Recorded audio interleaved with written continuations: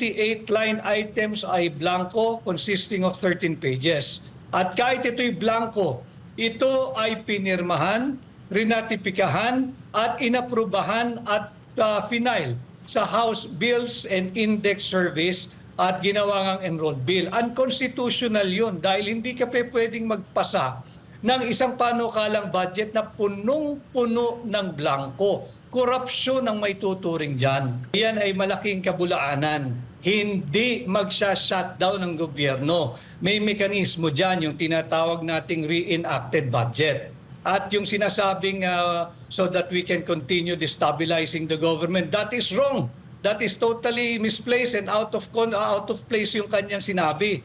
Sapagkat ang issue dito ay korupsyon. Korupsyon sa kanyang administrasyon, hindi ang destabilisasyon. Kababayan natin, lalong-lalo na po sa mga masa, bakit po kayo nagpunta ng Supreme Court at ano po ba ang problema sa ating budget? Maraming salamat at alam ho ninyo, dami kong nakakausap ng mga ordinaryong Pilipino at nakakatuwa dahil naiangat natin yung level ng diskurso at ito na nga pinag-uusapan natin ang budget. Minabuti at minarapat namin ni Congressman Sid Ungab na dalhin sa Korte Suprema, dumulog kami roon upang questionin ang legalidad, ang constitutionality ng 2025 budget. Sa mga grounds na sumusunod, unang-una, unconstitutional na bigyan nila ng zero funding yung PhilHealth sapagkat yung PhilHealth may pinagkukuhaan ng special purpose fund yan.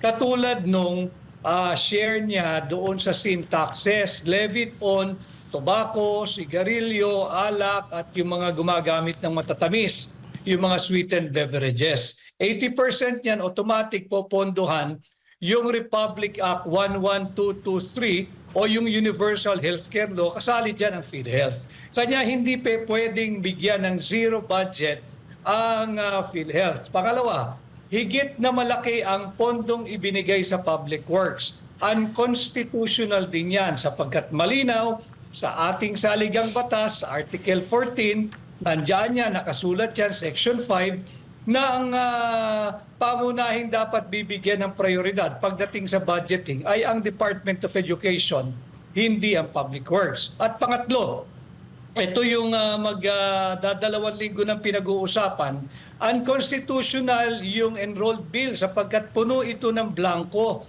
Yung final bicameral conference committee report na pinakita namin na blanco, 28 line items ay blanco consisting of 13 pages. At kahit ito'y blanco, ito ay pinirmahan, rinatipikahan at inaprubahan at final sa House Bills and Index Service at ginawa ngang enrolled bill. Unconstitutional yun dahil hindi ka pwedeng magpasa ng isang panukalang budget na punong-puno ng blanco. Korupsyon ang may tuturing dyan. Una sa lahat, yung tanong ko po muna doon sa, di ba, may tatlo kayong basihan, yung PhilHealth, edukasyon, at saka yung blanco. Doon po sa PhilHealth, ang kanilang dahilan ho dyan ay meron naman pong may pondo pa naman na maaring paghukutan daw. Hindi ho ba ito sapat? Hindi sapat yun sapagkat ito'y paglabag na malinaw sa ating saligang batas. So ulitin ko, yung provision ng ating Constitution, I think Article 6, Section 29 yan na yung mga money collected on taxes levied for special purpose shall be treated as a special fund and shall be used only for that special purpose for which the collection was made. Yan nga po yung 80% nung doon sa tinatawag na taxes levied on sin products, yung tabako, sigarilyo, alak, at yung mga matatamis na inumin. Malinaw yan at yung linabag ng kasalukuyang budget. Kasong kriminal din yan Dahil yan, bawal na maglipat ka ng pondo at wag mong pakilaman yung special purpose fund. Yan ay para sa Universal Healthcare Law. Pagdating naman po sa edukasyon, ang sinasabi naman nila ay meron namang hindi ho ibig sabihin ng edukasyon doon sa konstitusyon ay DepEd lang. Kasama daw dito yung iba pang mga masasabi nating ibang bagay tulad nun sa PMA at PNPA, kung ano-ano pa. Ano ang paliwanag dito? Sapagkat ibang klase yung sa PNPA, iba yung sa PMA. yan ay sa ilalim ng budgeting ng DILG at ng DND, ng Department of National Defense. Hindi mo pwedeng ihalin tulad ang struktura ng PMA at PNPA at yung may mga iba pang katulad nitong education sector. Sapagkat ang mga propesor sa PNP ay sumasahod sa PNP. Mga pulis yun eh. Yung mga propesor sa PMA ay sumasahod sa DND. Mga militar yun eh. Navy or Air Force o kung anumang branch of service ng PMA. At ito'y ginawa lamang para maging bloated yung budget ng Department of Education at mapagtakpan yung trilyong pisong inilagak nila sa DPWH or Public Works at upang ikubli nga na higit na mababa yung funding o yung budget na ibinigay nila sa Department of Education. Pagdating naman po dito sa talagang pinaka-controversial, yung blanco na sinasabi, ang sinasabi naman daw, yung BICAM report lang ang blanco. So walang problema doon at ang sinasabi naman nila, ang pinirmahan mismo ng Pangulo ay may laman na, may nakasulat na. So ibig sabihin, hindi po daw yan unconstitutional. Ano po ang paliwanag niyo dito? Nagpapasalamat kami, inamin nila na walang blanco, yung pinirmahan ng Pangulo, yung GAA. Sapagkat ito now gives rise to the bigger question. Sino yung makating kamay na nagpuno ng mga patlang o blanco doon sa Bicameral Conference Committee report? Yung Bicameral Conference Committee report ay hindi isang inosenteng dokumento.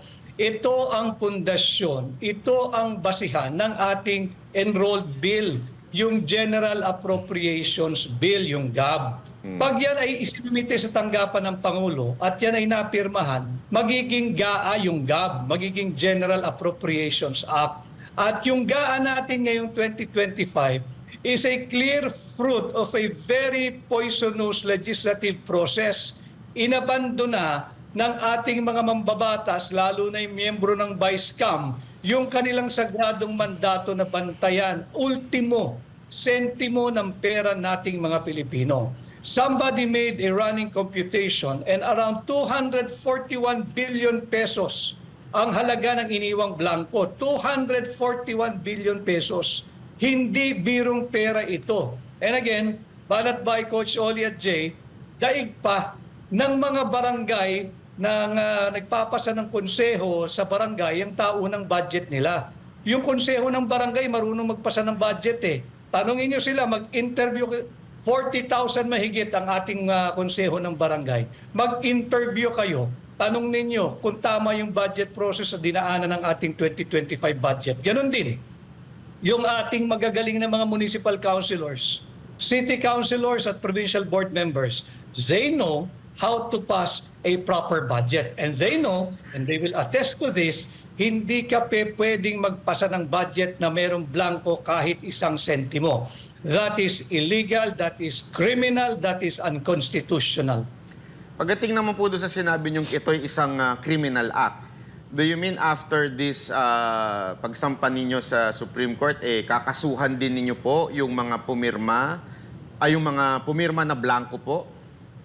Sapagkat mayroong kinakailangang managot, Banat Bay. Ito ay crime against public interest, Article 170 of our revised penal code. Anong kaso yan? Falsification of legislative document. And it will also involve usurpation of authority sapagkat hinahanap natin sino ba yung makating kamay na naglagay ng mga halaga doon sa daang bilyong pisong patlang o blanco na sadyang iniwan ng mga senador at kongresista na pumirma, nagratipika, nag-aproba at nag-file doon sa House of Representatives Bills and Index Section. Yan ay criminal offense. Bukod pa riyan, ito ay usurpation of legislative powers. Ay isang krimen na committed by public officers. Lahat ito ay mga pangunahing krimen na ating naiisip pa lamang. But for now, we have to file our petition before the Supreme Court sapagkat ito nga ay hindi basta-bastang usapin. Ang pinag-uusapan natin dito ay yung constitutionality of no less than our annual budget, itong 2025 budget. Hingan ko lang po kayo ng reaksyon patungkol po doon sa sinabi ng ating Pangulo na sinabi niya na yung ginawa ninyo, baka ang ending niyan, mag-shutdown daw ang gobyerno tumigil ang lahat. Ano po ang inyong masasabi dito? Yan ay malaking kabulaanan. Hindi magsha-shutdown ng gobyerno. May mekanismo dyan, yung tinatawag nating reenacted budget. At yung sinasabing so that we can continue destabilizing the government, that is wrong. That is totally misplaced and out of place yung kanyang sinabi. Sapagkat ang issue dito ay corruption. Corruption sa kanyang administrasyon, hindi ang destabilisasyon. Because if we are destabilizing the government, Banat Bay, bakit kami tatakbo sa Korte Suprema? Hindi ba yan ay pagkilala sa rule of law? Hindi ba yan pagkilala sa supremacy of the Constitution?